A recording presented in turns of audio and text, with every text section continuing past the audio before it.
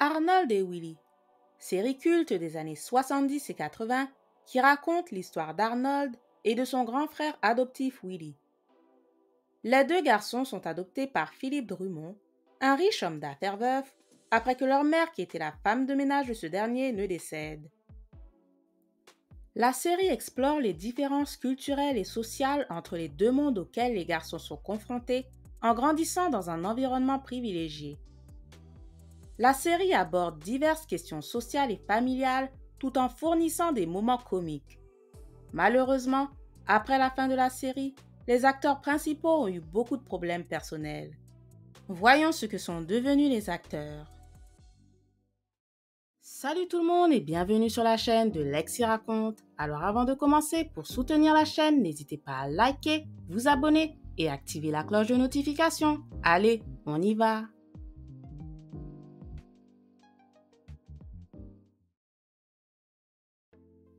Philip Drummond, joué par Conrad Bain, est un homme d'affaires aisé de New York. Dans la série, il devient le tuteur légal des deux enfants Arnold et Willie Jackson après la mort de leur mère. Il est dépeint comme un homme riche et bienveillant qui essaie de fournir une vie meilleure aux deux garçons issus d'un milieu social différent. Il a également une fille unique du nom de Virginia Drummond. Conrad, qui a commencé sa carrière sur scène dans son pays natal, le Canada, apparaît dans divers projets cinématographiques et télévisuels, dont la série télévisée culte Dark Shadows en 1966 et dans des longs métrages comme Un shérif à New York en 1968. À la fin de la série Arnold et Willy en 1986, Conrad accumule quelques rôles tels que dans la sitcom éphémère Mr. President en 1987 et l'adaptation cinématographique du roman de Carrie Fisher, Postcard from the Age en 1990. En 1996, il reprend son rôle de Philip Drummond, accompagné de Gary Coleman, pour la finale de la populaire série Le Prince de Bel-Air. Par la suite, il n'apparaît que rarement à l'écran, il fera néanmoins une dernière apparition en 2011 dans un épisode de la série Unforgettable. Conrad Bain décède des complications d'un accident vasculaire cérébral à l'âge de 89 ans le 14 janvier 2013.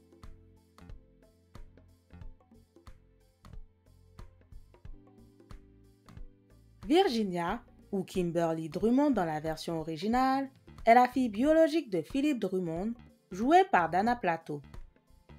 Elle représente la sœur aînée et la figure féminine de la famille Drummond. Virginia est souvent montrée comme une étudiante sérieuse et impliquée. Dana Plato commence sa carrière dans des publicités étant enfant avant de décrocher des rôles à la télévision et dans des longs métrages comme California Suite. Son rôle de Virginia dans la série Arnold et Willy l'a mise sous les projecteurs, mais a également accéléré la venue de ses problèmes personnels. Comme sa co-vedette Todd Bridge, elle lutte contre la consommation de drogue et d'alcool pendant la série qu'elle doit quitter en 1984 après être tombée enceinte. Dana Plato perd la garde de son fils qu'elle a eu avec le chanteur Lanny Lambert. Lors de sa bataille pour la garde de son fils avec son ex-mari, elle découvre qu'un comptable avait volé la majorité de ses revenus. Par la suite, elle arrive à subvenir à ses besoins grâce au film Bikini Beach Race de 1992 et Lethal Cowboy en 1995, ainsi que le jeu vidéo controversé Night Trap. Dana a également fait une apparition dans le magazine pour adultes Playboy en 1989. Mais ces problèmes ont continué à s'accumuler. Des arrestations très médiatisées pour vol à main armée et de la contrefaçon de médicaments sur ordonnance ont encore torpillé les tentatives de relance de sa carrière. Le 8 mai 1999, Dana Plato, 34 ans, est retrouvée morte d'une overdose de drogue dans sa caravane, qui a ensuite été qualifiée de suicide. Son fils, Tyler Lambert, souffrait de dépression depuis 10 ans. Il se suicide à l'âge de 25 ans d'une balle dans la tête le 6 mai 2010, soit 11 ans après la disparition de sa mère.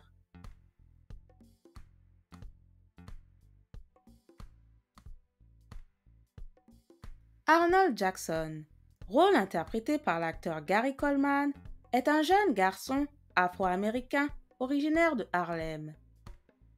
Après le décès de sa mère, qui travaillait comme femme de ménage pour Philip Drummond, son frère et lui sont adoptés par l'homme d'affaires.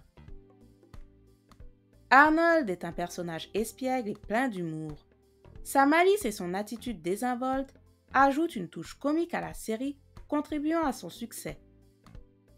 Gary Coleman jouit d'une célébrité en dehors de la série Arnold et Willie pendant quelques années. Il joue dans une poignée de films moyennement populaires, dont On the Right Track en 1981 et Jimmy the Kid en 1982. Il a également prêté sa voix à son propre film d'animation The Gary Coleman Show en 1982. Principale vedette de la série Arnold et Willie, il gagne jusqu'à 100 000 $ par épisode. Devenu adulte, il aurait dû être à la tête d'une fortune de plus de 18 millions de $. Mais il a été spolié par ses parents et par ses conseillers en affaires. En 1999, il leur intente un procès et obtient un dédommagement de 1,3 million de $ en 1993. Cependant, quelques années plus tard, en 1999, il se déclare en banqueroute personnelle et devient gardien de sécurité dans un parking. Lors d'une interview télévisée, il déclare avoir tenté de se suicider à 2 reprises par prise de médicaments. Gary s'est également retrouvé en difficulté juridique au cours de cette période, ce qui a contribué à alimenter les gros titres des tabloïds détaillant ses malheurs, ainsi que ceux endurés par ses costars, Todd Bridge et Dana Plato. Il reste aux yeux du public tout au long des années 2000, grâce à des apparitions dans des projets à petit budget et à une candidature au poste de gouverneur de Californie lors des élections de révocation de cet État en 2003. En 2007, il se marie avec Shannon Price, rencontrée en 2006 lors du tournage de la comédie Church Ball. Leur relation tumultueuse fait les gros titres des journaux à sensation car ils sont arrêtés plusieurs fois pour violence conjugale. Ils divorcent en 2008. Sa dernière apparition au cinéma a lieu dans le film intitulé Midget vs. Mascot en 2009. En 2010, une hémorragie cérébrale entraîne sa mort à l'âge de 42 ans.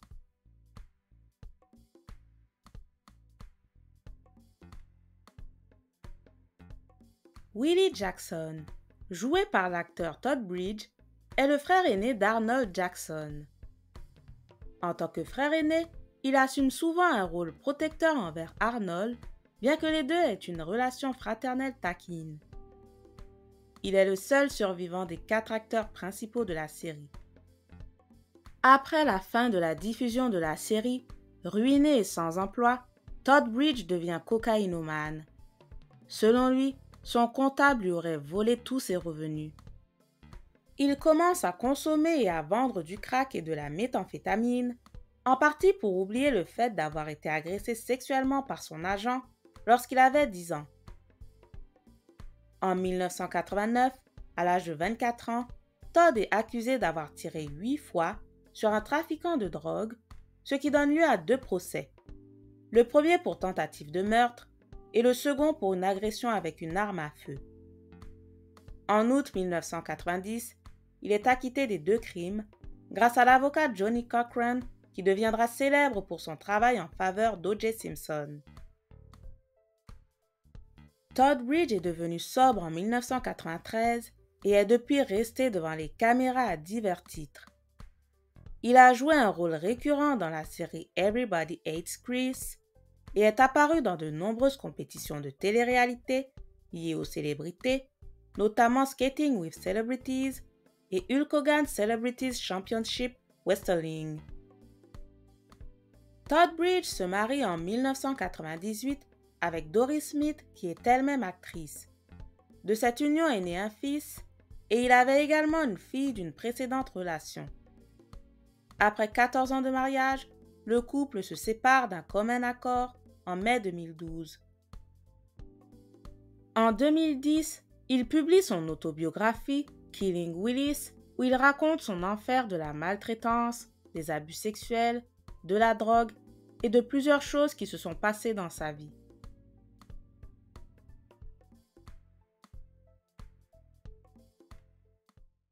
Merci d'avoir pris le temps de regarder la vidéo et je vous dis à très bientôt.